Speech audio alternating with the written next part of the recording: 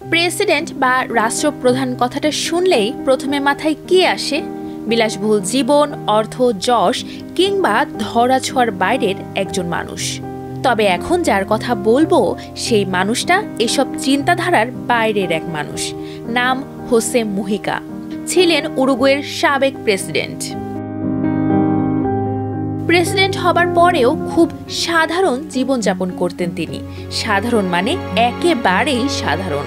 এমনকি তাকে বলা হতো বিশ্বের সবচেয়ে গরিব প্রেসিডেন্ট। তবে তার জীবনের পথ চলা সাধারণ ছিল না। ডাকাতি করা, দেশ স্বাধীনে কাজ করা, জেল খাটার মতো নানা অভিজ্ঞতা আছে তার ঝুলিতে। কেমন জীবনযাপন ছিল তার, চলুন জেনে নিই।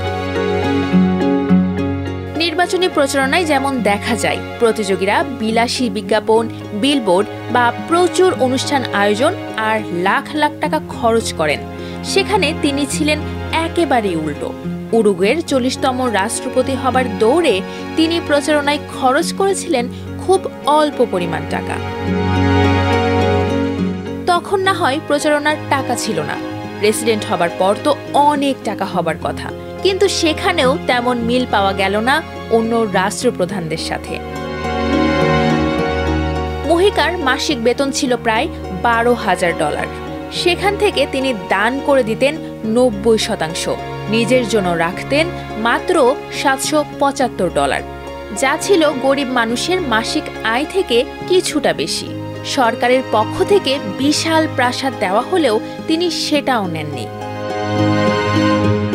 হোসে মুহিকা বাস করতেন তার স্ত্রীর এই পুরনো খামার বাড়িতে, যেখানে বাড়ির বাইরে একটা দড়িতে কাপড় শুকাতে দেওয়া হয়।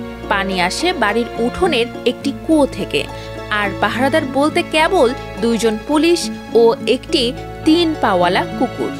প্রেসিডেন্ট হওয়া সত্ত্বেও খামারে স্ত্রীর সঙ্গে কৃষি কাজ করতেন তিনি। তার এই বাড়িটি একটি পাহাড়ি কৃষি জনপদে। সেখানে তিনি ও তার স্ত্রী মিলে ফুলের চাষ করেন।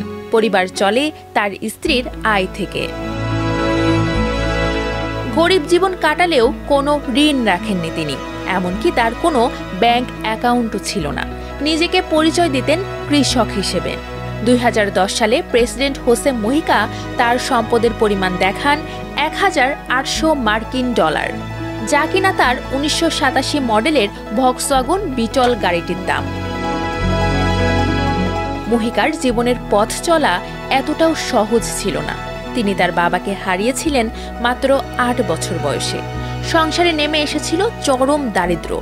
সংসার চালাতে কাজ শুরু করেছিলেন স্থানীয় বেকারিতে, সঙ্গে করতেন ফুল বিক্রি। এরপর কিউবান বিপ্লবের প্রতি সাড়া দিয়ে 1960 সালে সরকারের বিরুদ্ধে টুপামারোস গেরিলা মুভমেন্টে যোগ দেন। সে সময় তিনি অপহরণ এবং হত্যা পর্যন্ত করেছিলেন, এবং রবিন হুডের মতো ধনীদের কাছ থেকে চুরি করে কখনো কখনো ব্যাংক বা স্থানীয় ব্যবসা প্রতিষ্ঠানের ডাকাতি করে গরিবদের বিলিয়ে দিতেন। তাকে জেলেও কাটাতে হয়েছে দীর্ঘদিন, এমনকি জেল থেকে পালানোর অভিজ্ঞতাও আছে তার। এরপর উরুগুয়েতে গণতন্ত্র ফিরে আসলে সাধারণ ক্ষমতা চুক্তির অধীনে মুহিকাকে মুক্তি দেওয়া হয়। জেল থেকে মুক্তি পেয়ে তিনি এবং তার কিছু সাবেক গেরিলারা সিদ্ধান্ত নেয় তারা প্রকৃত রাজনীতি করবেন। 2009 সালে তিনি প্রেসিডেন্ট নির্বাচনে জয়ী হয়েছিলেন। উরুগুয়েতে মুহিকাকে সবাই মেনে নিয়েছিল বিষয়টা এমন না। মুহিকা বিদ্বেষীদের পরিমাণও কম ছিল না, কিন্তু 5 বছর পর তিনি যখন তার ক্ষমতা ছাড়েন, তখন বলা হয়েছিল পৃথিবীর সবচাইতে বিনীত মানুষটি আজ পদত্যাগ করলেন। চলতি বছর মুহিকা জানান তার খাদ্যনালীতে ক্যান্সার ছড়িয়ে পড়েছে। তিনি আর চিকিৎসা গ্রহণ করবেন না। তিনি বলেন, সত্যি বলতে আমি মারা যাচ্ছি। আমি শুধু চাই আমাকে একা থাকতে দিন। আর কোনো সাক্ষাৎকার বা কিছু চাই না। আমার সময় শেষ।